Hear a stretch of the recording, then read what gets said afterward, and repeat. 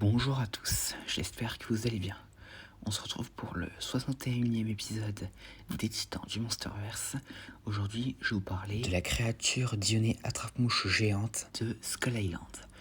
Et donc, commençons. Donc, l'espèce n'a aucun nom ni désignation officielle et son nom de production est la créature Dionée attrape-mouche. Donc, ces plantes ont une tige verte longue et épaisse, des pétales jaunes avec des marques magenta à l'intérieur et une tête violette qui s'ouvre en 4 mandibules, révélant une gueule remplie de dents.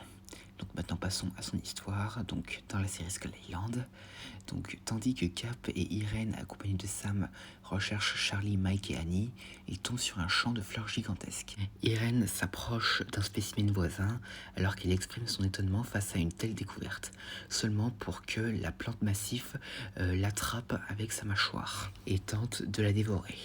Mais heureusement, Sam et Cap combinent leurs forces et coupent la tige de la plante avant qu'elle ne puisse dévorer Irène, et Sam se prépare lui-même à poignarder la tête avant que Cap ne l'en empêche, l'avertissant qu'il pourrait tuer Irène en même temps, et finissent par arracher cette dernière avec effort.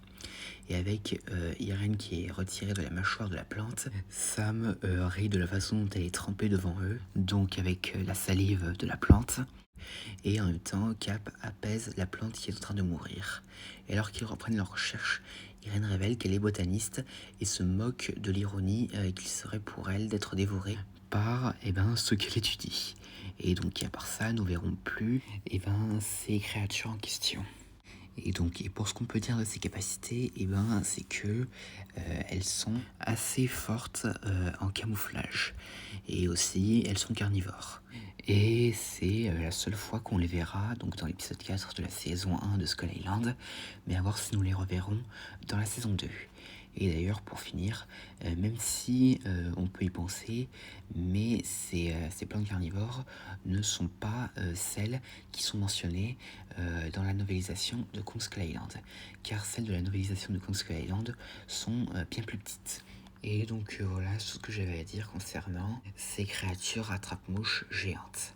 Et donc voilà, j'espère que cette vidéo vous aura plu, n'hésitez pas à me dire ça dans les commentaires, et à la prochaine.